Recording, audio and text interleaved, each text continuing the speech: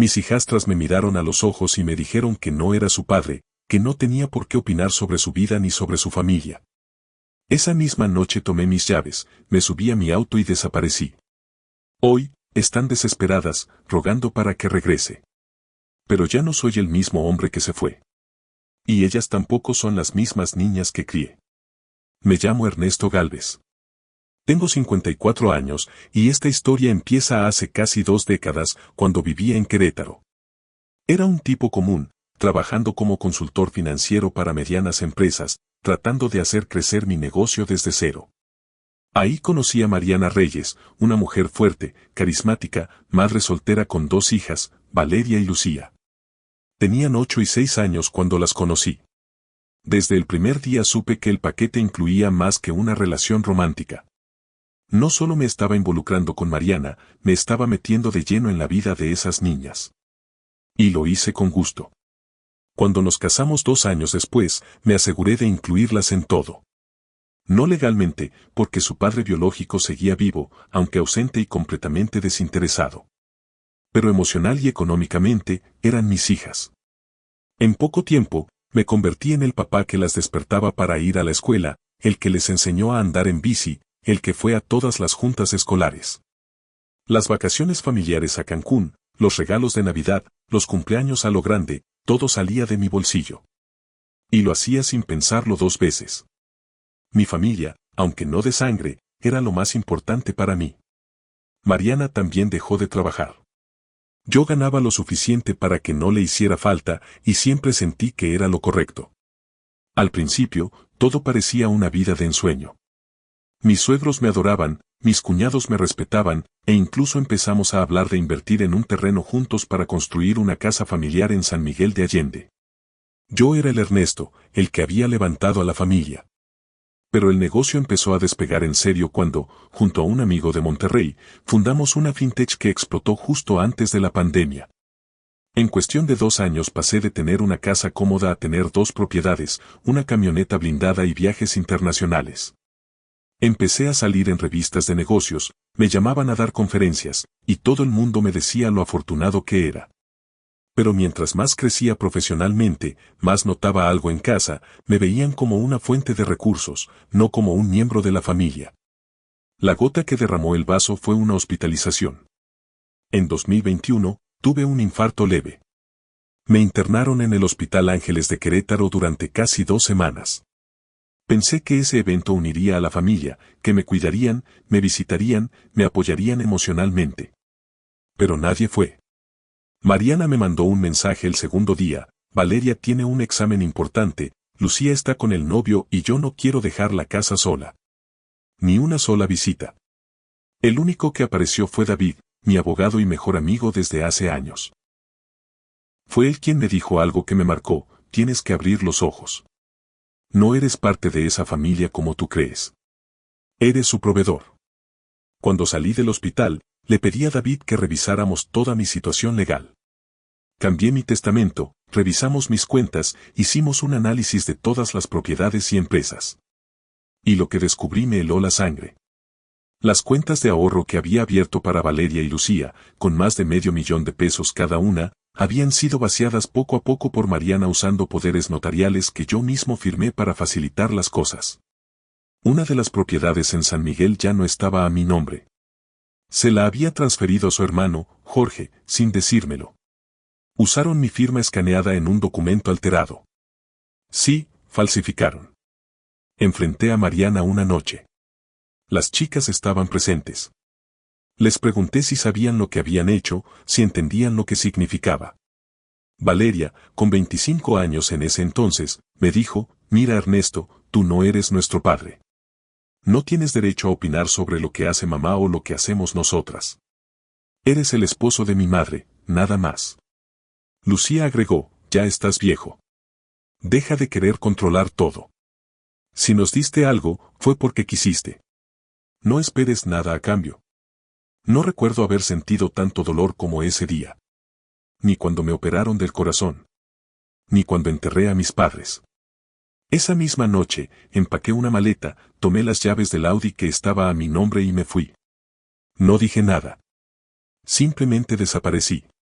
Durante los siguientes meses, ejecuté un plan de retiro total.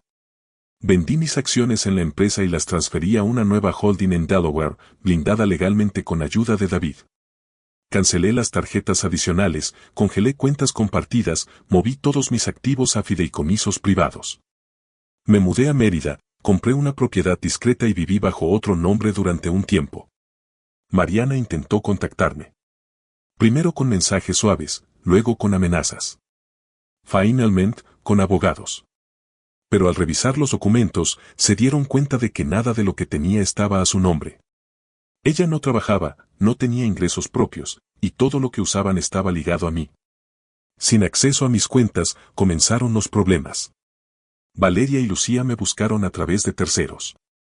La excusa: Mariana tenía un problema de salud grave, Lucía había cerrado su negocio por deudas, Valeria se había separado y necesitaba ayuda para mantener a su hija. Me mandaron cartas. Me escribieron correos. Me esperaron afuera de eventos públicos cuando salí en una revista local por una nueva inversión en energía solar. Incluso fueron con mi hermana, Verónica, a rogarle que intercediera. Es su padre, dijeron. Mi hermana, que las vio crecer, les respondió con algo que aún me hace sonreír: entonces llámenle papá. Porque cuando lo era, lo negaron. Hoy, vivo en Barcelona. Hace meses decidí mudarme definitivamente. Abro una botella de vino cuando quiero, camino por el barrio gótico como un anónimo más, y disfruto la paz que nunca tuve en esa casa llena de máscaras. A veces me preguntan si no extraño tener una familia. La verdad es que sí. Pero aprendí que el amor no basta si del otro lado solo hay interés. Me entregué completamente a 3 personas que decidieron recordarme, con claridad brutal, que para ellas nunca fui parte real de su mundo. Ahora que lo perdieron todo, me buscan. Pero ya es demasiado tarde. Porque a veces, uno no se va porque no lo quieran. Uno se va porque se da cuenta de que nunca estuvo ahí para empezar. La demanda me llegó un martes por la mañana, justo cuando estaba desayunando en una terraza de l'Eixample, en Barcelona.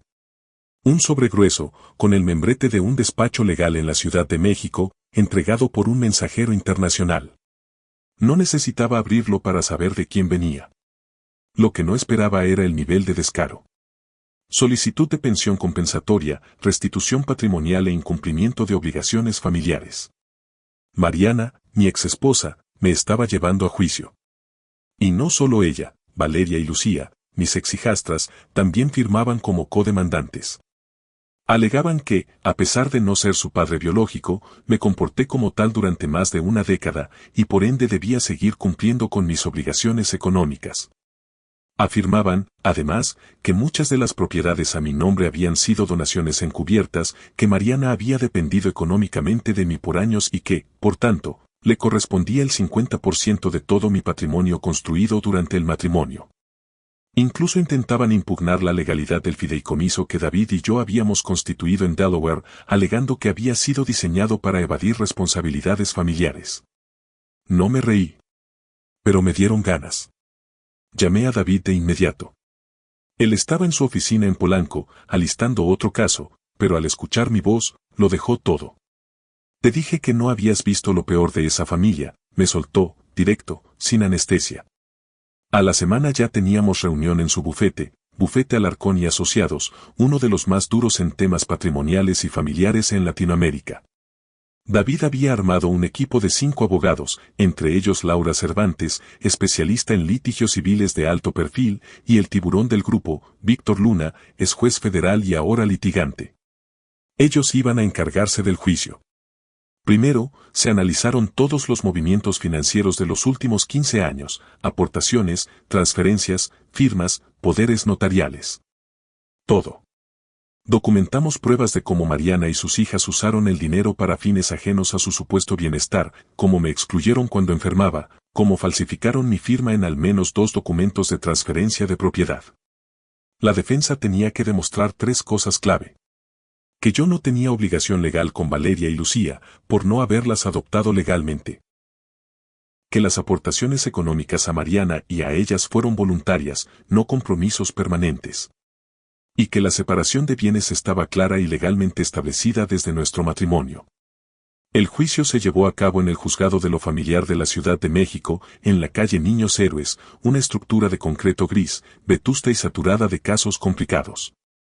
El ambiente estaba cargado, los pasillos llenos de expedientes y abogados con cara de guerra. La audiencia principal fue programada para el 14 de marzo, a las 9 de la mañana. Yo viajé desde Barcelona, acompañado de David. Dormimos la noche anterior en un hotel a media cuadra del juzgado, revisando los últimos detalles. Tenía que declarar. Entrar a esa sala fue como abrir la caja de Pandora. Mariana estaba sentada al frente, vestida de negro como si estuviera en un funeral. A su lado, Valeria, con una carpeta de documentos y Lucía, visiblemente afectada, llorando desde el primer minuto. Su abogado era Óscar Marín, un veterano en derecho familiar, muy hábil con el lenguaje emocional. Lo supe apenas abrió la boca. Su señoría, el señor Gálvez se presentó como padre, esposo y protector. Y hoy, con millones en sus cuentas, quiere desaparecer y borrar todo como si nunca hubiera existido. No lo permitamos. Laura Cervantes pidió intervenir de inmediato. Mostró las pruebas, los estados de cuenta, las transferencias que Mariana hizo a su propio hermano desde mis cuentas, los correos en los que me decían que no era parte de la familia. Cuando subí al estrado, la jueza, Magdalena Escobar, me pidió que fuera claro y conciso. Mi declaración fue directa. Yo amé a esa familia. Las crié como si fueran mías. Pero me dijeron, palabras textuales, que no era su padre. Me borraron emocionalmente y usaron mi dinero como si fuera su derecho. Hoy no me reclaman amor, me reclaman fortuna. Y eso, su señoría, no es familia. Es oportunismo. Uno de los momentos clave fue el testimonio de Verónica, mi hermana. Relató cómo las hijas me despreciaron cuando ya no les convenía tenerme cerca. También testificó Roberto Ortega, un amigo de la familia, quien afirmó haber presenciado cómo Mariana planeaba asegurar su futuro transfiriendo propiedades a su hermano. El juicio duró 5 días. Fueron horas de interrogatorios, lágrimas, gritos, objeciones y documentos que iban y venían. Óscar Marín intentó jugar la carta emocional, pintando a Mariana como una mujer abandonada y a las hijas como víctimas de un hombre poderoso. Pero Víctor Luna, mi abogado estrella, lo destruyó con un argumento final que retumbó en la sala. Aquí no se juzga el abandono. Se juzga el abuso. Y el señor Gálvez fue el abusado, no el abusador. El último día, la jueza pidió un receso de 3 horas. Cuando regresamos, su sentencia fue clara, firme, sin titubeos. Este tribunal determina que no existe vínculo legal entre el señor Ernesto Gálvez y las señoritas Valeria y Lucía. Asimismo, se ratifica que el régimen económico del matrimonio fue de separación de bienes. No existe obligación patrimonial pendiente. Se absuelve al demandado de todos los cargos. Se ordena, además, que las propiedades en disputa permanezcan bajo su titularidad actual y que las demandantes asuman los gastos del proceso por intento de fraude documental. En ese momento, Mariana se desmoronó. Gritó. Lloró. Tuvo que ser retirada por su abogado. Valeria rompió su carpeta de documentos y se marchó sin mirar atrás. Lucía me miró por última vez, no con odio, sino con algo más triste, resignación. David me tocó el hombro y me dijo, ya eres libre, cabrón. Salimos del juzgado como quien sale de una prisión invisible. Yo no gané dinero.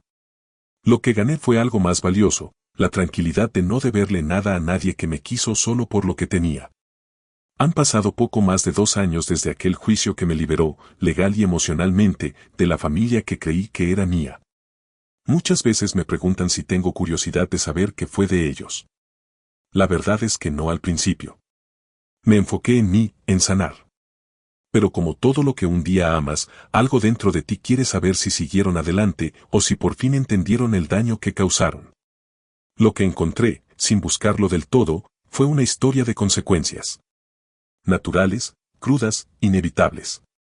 La última vez que supe de Mariana fue por medio de una persona del bufete de David.